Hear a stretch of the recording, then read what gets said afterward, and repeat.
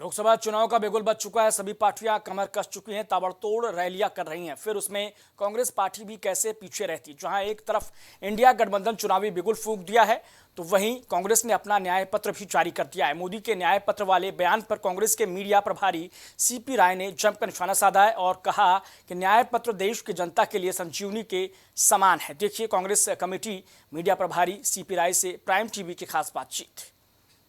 2024 का बिगुल बज चुका है और सारी पार्टियां अपनी अपनी कमर कस चुकी हैं और उसी में कांग्रेस पीछे कैसे रहती। कांग्रेस भी पूरी तरह से रणनीति अपनी तैयार कर ली है और चुनावी समर में कूद गई है। आज हमारे साथ मौजूद हैं कांग्रेस के सीपी राय जी। तो क्या किस तरह से अभी रणनीति तैयार कर रही है? देखिए, रणनीति तैयार करने की ज़रूरत उनको होती है जो घर में बैठे होते हैं या कुछ कर नहीं रहे होते हैं। यहाँ तो पिछले 1.5-2 साल से हमारे सबसे बड़े नेता राहुल गांधी जी सड़क पर हैं। पहले कन्याकुमारी से चले कश्मीर तक गए, बिल्कुल पैदल गए। गिरती हुई बर्फ़ में और बारिश में हज़ारों आदमियों के साथ उन्होंने उसे समापन किया और फिर 6,700 किलोमीटर अभी मणिपुर से शुरू करके और बम्बई तक इतनी लंबी यात्रा की। राजनीति में और कुछ नहीं होता, राजनीति लोगों से जुड़ना और लोगों को जोड़ना, यही काम होता है, अपनी संदेश देना। लेकिन इस बार हाँ, राहुल गांधी जी ने एक उल्टा काम किया। आमतौर पर नेता लोग ये करते हैं कि कहीं जाते हैं, अपना भाषण देते हैं, भाषण दे के निकल लेते हैं जनता को उपदेश दे करके।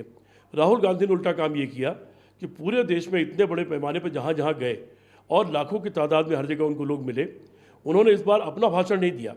उन्होंने हर जगह लोगों से पूछा कि आप क्या चाहते हैं, आपकी क्या समस्याएँ हैं। लोगों के उन जगहों तक गए जहाँ कोई कारोबार लोग करते हैं अलग अलग क्षेत्रों में, और वहाँ जा कर के समझा लोगों की समस्याएँ, लोगों की तकलीफ़ें, लोग क्या चाहते हैं वो समझा।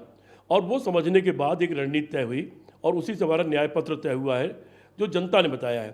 पहले नेता तैयार करते थे घोषणा पत्र, अब की कांग्रेस पार्टी घोषणा पत्र जनता ने तैयार किया है। ये घोषणा पत्र लेकर के हम लोगों के बीच में जा रहे हैं। वैसे तो राहुल जी ने ऑलरेडी इन सारी बातों को इतना कह दिया है पूरे देश भर में कि वो बात गली गली गाँव गाँव तक पहुँच चुकी है। लेकिन फिर भी हमारा संगठन, हमारा मीडिया के लोग, हमारे बाकी पार्टी संगठन के लोग, वो मिलकर के इसको लेकर सब जगह जा रहे हैं। जैसे कल अभी हम लोगों ने एक साथ जहाँ जहाँ हम चुनाव लड़ रहे हैं और मंडल मुख्यालयों पर एक प्रेस कॉन्फ्रेंस का आयोजन किया है, जिसमें पार्टी का कोई प्रमुख आदमी जा रहा है और वहाँ जाके वो न्याय पत्र के बारे में बात करेगा और आप लोगों के सवालों का जवाब देगा। तो इस तरह से जितनी भी चीज़ें हैं वो जो राजनीति में की जाती है वो हम लोग कर रहे हैं। तरह से कांग्रेस पार्टी ने न्याय पत्र अपना जारी किया है, संकल्प पत्र जारी किया है। तो इस संकल्प पत्र को प्रधानमंत्री मोदी इसको जिन्ना का पत्र बता रहे हैं, तो इसको लेकर कांग्रेस इस पे किस तरह से क्या सोच रही है? संकल्प पत्र नहीं, हमारा न्याय पत्र है, पहली बात। दूसरी बात, जिन्ना की दोस्ती प्रधानमंत्री मोदी के आकाओं से थी। उनको सपने में भी शायद वही आते हैं और उनके एक आका है लाल कृष्ण अडवाणी, जिनको उन्होंने भारत रत्न दिया है। उन्होंने पाकिस्तान में जाकर के जिन्ना की काफ़ी तारीफ़ किया था। वो उनके सपने का हम क्यों जवाब दें? अपने सपने का जवाब उनको जनता के बीच में जाकर देना पड़ेगा। मैंने पहले ही कहा, ये न्याय पत्र जनता ने बनाया है, हमने नहीं बनाया। भारत की 140-42 करोड़ जनता ने बनाया है। अगर आरएसएस के लोग उस जनता पर सवाल उठा रहे हैं, जनता का अपमान कर रहे हैं, तो इसका जवाब जनता 4 जून तक दे देगी। कांग्रेस ने जो न्याय मुख्य और मेन जो बिंदु हैं, इसमें कौन कौन से हैं जो जनता को बहुत विस्तार से हो जाएगा। युवा का, किसान का, नारी का, श्रमिक का, सभी के न्याय के बारे में बात की गई और सभी के लिए कुछ न कुछ कार्यक्रम दिए गए हैं। युवा के लिए ये कहा गया कि जो भी नौजवान जिसने कोई पॉलिटेक्निक इत्यादि किया है, उस नौजवान को हम लोग कंपलसरी अप्रेंटिसशिप ट्रेनिंग देंगे। उसको पहले रोजगार का नाम दिया है और उसमें उस नौजवान को 1 लाख रुपए उसी साल दिया जाएगा जब वो अप्रेंटिसशिप ट्रेनिंग करेगा। इसी तरह से उसके लिए 500 रुपये का हम लोगों ने एक फ़ंड तैयार किया, करने की बात की है कि हर ज़िले पर 500 करोड़ रुपए का फंड दिया जाएगा, जिससे नया स्टार्टअप शुरू करने वाले लोग स्टार्टअप अपना शुरू कर सकें।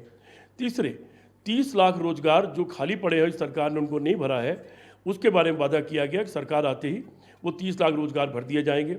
अग्निवीर योजना को समाप्त करके पुरानी व्यवस्था लागू की जाएगी और नौजवानों के रोजगार के बारे में सारी योजनाएं चलाई जाएंगी। उसमें शहरी रोजगार है, श्रमिकों का रोजगार है, मनरेगा का रोजगार है, सब तरह का रोजगार का सवाल है। महिलाओं के बारे में इसी तरह से महिलाओं को आरक्षण, तो इनका आरक्षण तो नकली साबित हुआ। मैंने उसी दिन कहा था जब ये आरक्षण लेके आ रहे थे कि निश्चित तौर पर इसमें कोई पेच निकलेगा, और पेच निकल गया कि इसके बाद वो, उसके बाद वो, उसके बाद वो, जब सब हो जाएगा तब वो आरक्षण लागू करेंगे। लेकिन कांग्रेस पार्टी ने हमेशा महिला के, समाज के सभी वर्गों को न्याय दिया है। इस बात भी घोषणा की है कि महिलाओं को न्याय मिलेगा और सरकार आने के बाद उनके आरक्षण की व्यवस्था की जाएगी। घर की सबसे बुजुर्ग महिला को 1 लाख रुपए साल दिया जाएगा, जिससे वो आत्मनिर्भर बन सके और बहुत सारे घर के खर्चे, अपने खर्चे वो खुद चला सके।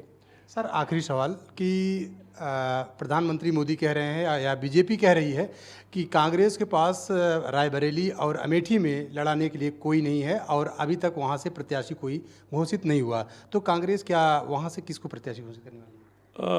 नींद नहीं आ रही है। दरअसल हालत बहुत ख़राब है भारतीय जनता पार्टी की और बुरी तरह हारने जा रही है, उनको पता लग चुका है। उनको भी अंदर से नीचे से रिपोर्ट आ गई, जनता उनके बहुत खिलाफ है और बुरी तरह हारने जा रही है। उनको नींद नहीं आ रही है, वो परेशान है। उनको बात करने के लिए कुछ बात करनी चाहिए। जहाँ तक रायबरेली अमेठी का सवाल है, वहाँ पर हमारा कोई अदना कार्यकर्ता भी खड़ा होगा, वो भी उनके बड़े से बड़े आदमी को बड़ी पटकनी देगा और लाखों वोट से जीतेगा। हमारा प्रत्याशी तय है, हम बहुत जल्दी उसको घोषित कर देंगे। कहना है कि 2024 का चुनाव रायबरेली और अमेठी की जनता कांग्रेस के पक्ष में वहां पर वोट करेगी और जिताएगी। 2024 का लोकसभा का चुनाव कांग्रेस पार्टी बिल्कुल पूरी तरह से जीत रही है और बीजेपी को हराने का काम करेगी। कैमरा पर्सन धर्मेंद्र के साथ राजेश यादव, प्राइम टीवी, लखनऊ।